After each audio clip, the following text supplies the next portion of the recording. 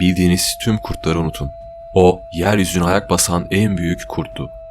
Direwolf. Biz ona dehşetli kurt ya da korkunç kurt diyoruz. Milyonlarca yıl önce Güney Kaliforniya'daki La Brea katran çukurlarının çevresi günümüze kıyasla çok daha farklı hayvanlara ev sahipliği yapıyordu. İçeri adım atan bizonlar, atlar, dev tembel hayvanlar, Amerikan aslanları, dehşetli kurtlar ve diğer hayvanlar bu çukurdan asla çıkamazdı. Aslında ona doğal bir asfalt diyebiliriz. Ama bu asfalt hayvanlar için gizli bir tuzak konumundaydı. Muhtemelen üzerini kaplayan yapraklara aldanıp bu çukura giriyorlardı ve gördükleri son şey bu asfalt denizi oluyordu. Çukur onların canını alıyordu. Fakat kemiklerini de çok iyi koruyordu. Bugün bu çukurdaki fosiller sayesinde gezegenimizin geçmişinde ışık tutabiliyoruz. Buradaki kemikler kapkara. Bu organik madde onları çok iyi sarıp korumuş. Bu çukurların içerisinde binlerce yıl önce yaşanmış hikayeler saklı. Keşfedilen en eski fosil 38 bin yaşında. Bugün bu çukurun çevresi insanları ve hayvanları korumak adına çitlerle çevrilmiş durumda. Çukurun bize sunduğu hikayelerden bir tanesi dehşetli kurda ait. 1854'te paleontolojist Joseph Grenville, Ohio Nehri deltasında ilk korkunç kurt fosilini keşfetti. Onlar Pleistosen döneminde yani son buzul çağında ortaya çıktılar. Gezegene ilk adımlarını 125 bin yıl önce attıklarını tahmin ediyoruz.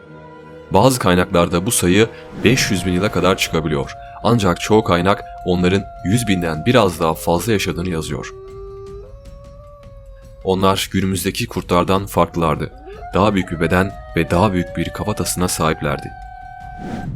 Amerika kıtasına yayılmışlardı. Florida, Mississippi Vadisi ve Meksika Vadisi'nde onların fosillerini keşfettik. La Brea katran çukurlarında 3500 tane korkunç kurt fosili vardı. Aynı çukurda 2000 similodon kemiği vardı. Korkunç kurdun kuzeni gri kurttansa sadece 15 tane.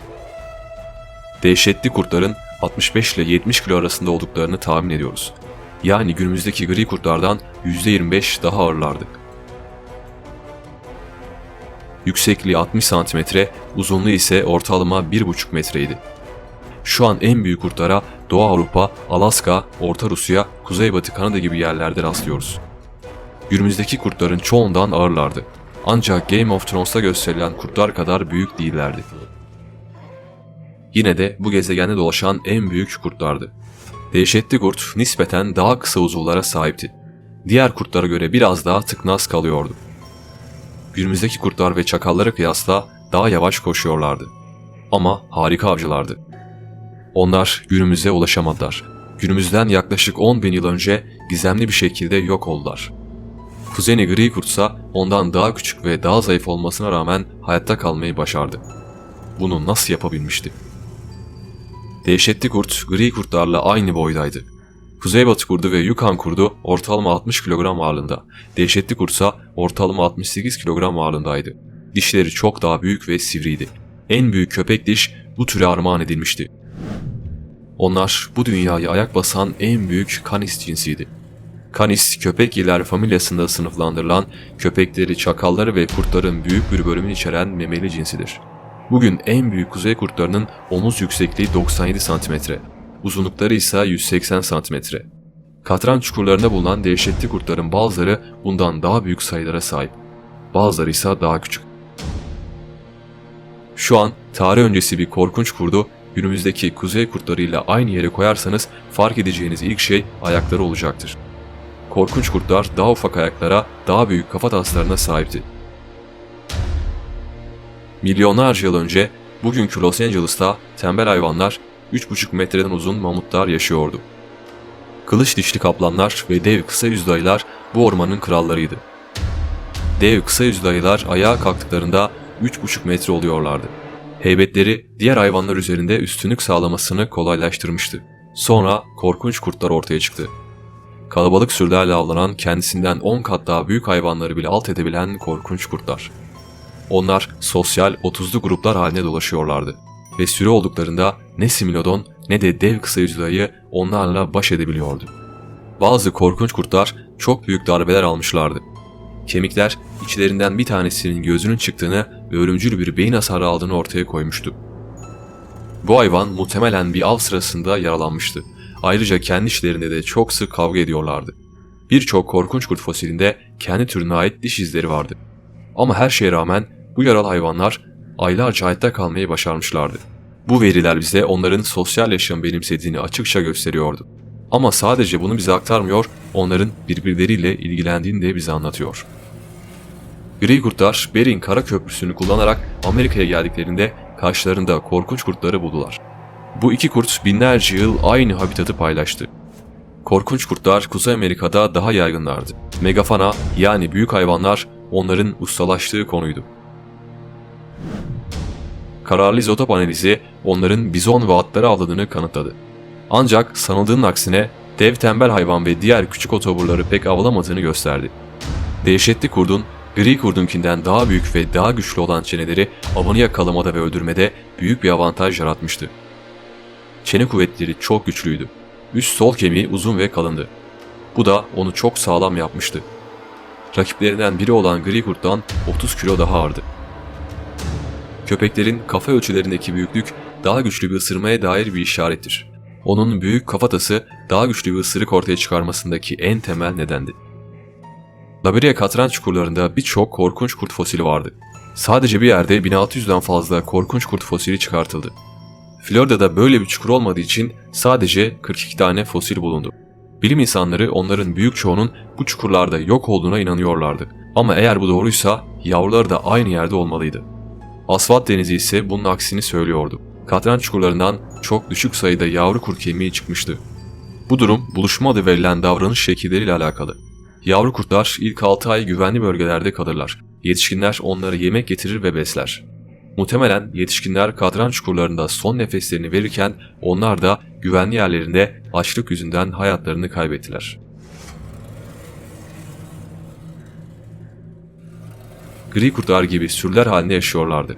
Köpek familyasının üyeleri arasında tek eşlilik yaygındır. Bu durum korkunç kurtlar için de geçerliydi. Sürü halinde avlanmaları daha büyük avları kolayca yakalamalarını sağlıyordu. Bu sayede dev ayıların, büyük kedilerin ve diğer geç Pleistosen yırtıcılarının önüne geçmişlerdi. O dönemki rakiplerinden bir diğeri jaguardı. Ama jaguar daha küçük avları tercih ettiği için onlar adına büyük bir tehlike arz etmiyordu. Bazı fosiller korkunç kurtların ideal avlarının at olduğunu gösterdi. Mastodon, bizon ve deve korkunç kurtların daha az tercih ettiği hayvanlardı. Yine de bazı fosiller onların çok iyi bir avcı olmadıklarını düşündürüyordu. Pleistosen döneminin sonlarında daha çok yaygın olan otoburlara yöneldikleri ama pek başarılı olamadıkları tahmin ediliyor. Dişleri üzerinde yapılan incelemeler onun Amerika'daki en gelişmiş kanis türü olduğunu göstermişti.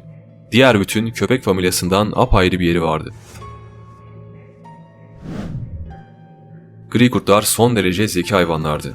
Avladıkları grubun içerisindeki yaşlıları, hastaları ya da yavaş koşanları hala tam anlayamadığımız bir yöntemle çok kısa süre içerisinde tespit ediyorlardı ve hemen ona kilitleniyorlardı. Ama bütün bunlara rağmen bazı çalışmalar onların avlanmadaki başarı oranlarını 1/10 olarak göstermişti. Bu çok düşük bir sayıydı. Bu da çok sık avlandıklarını gösteriyordu.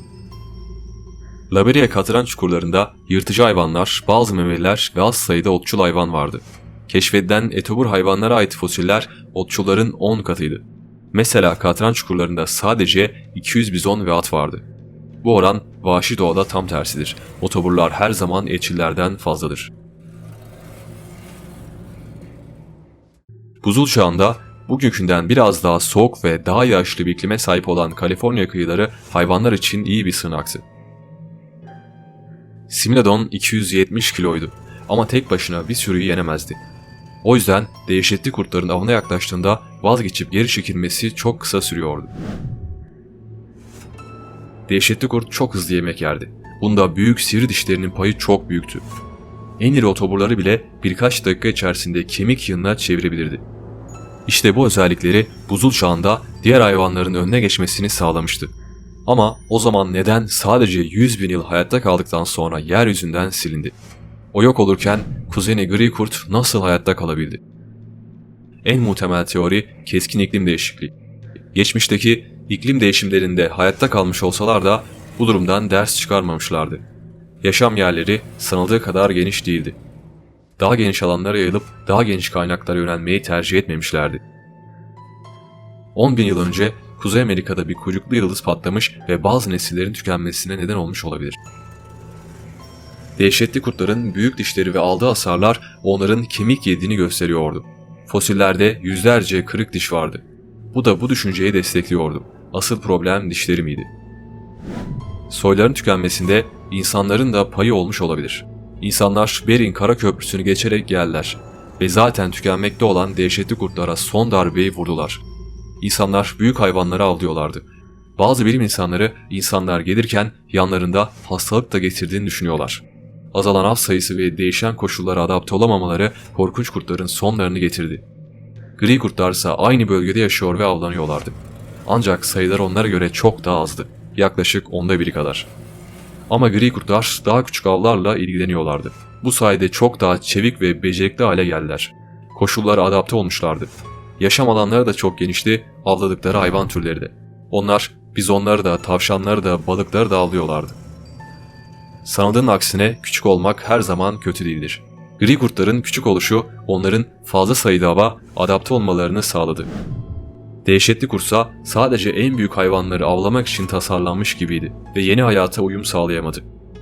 Yaklaşık 10.000 yıl önce tıpkı diğer birçok büyük memeli gibi yok oldu. 100.000 yıl boyunca hep en büyüklerle savaşmıştı. Bu alanda geliştirdikleri yetenek onların sonunu hazırladı. Videoyu beğendiyseniz lütfen abone olmayı ve bildirimleri açmayı unutmayın.